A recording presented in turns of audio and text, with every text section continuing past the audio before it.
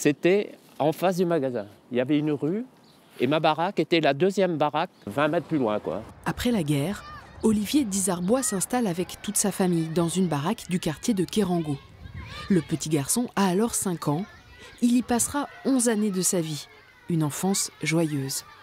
Pour un enfant que j'étais à l'époque, entre 5 ans et 16 ans, ouais, c'est vraiment une vie heureuse parce que nous avions de l'espace, très peu de véhicules à l'époque.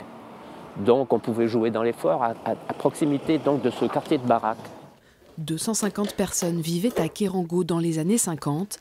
Et si la vie en baraque a aujourd'hui une image négative, elle représentait à l'époque un luxe et un confort encore inconnus.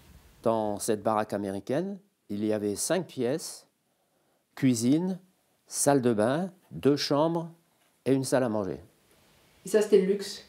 Et c'était le luxe, bien sûr, parce que ça faisait 65 mètres carrés. Brest, cité martyre, mais Brest qui renaît de ses ruines.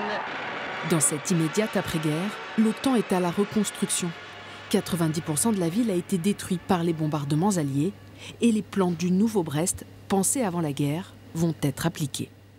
On va avoir les baraques, mais les baraques n'arrivent que tardivement. C'est-à-dire qu'on ne peut pas tout de suite, comme cela. Donc, dans un premier temps, on va avoir surtout du terrassement, avec des choix drastiques. On va raser tous les bâtiments qui restaient debout, y compris ceux qui n'étaient que partiellement atteints. Et il va y avoir 28 cités de baraques sur le Grand Brest, avec différents types de baraques. Ces habitats temporaires seront peu à peu démolis, remplacés par la modernité d'alors, le béton et les immeubles HLM. À Brest, le dernier quartier de baraques est détruit en 1976.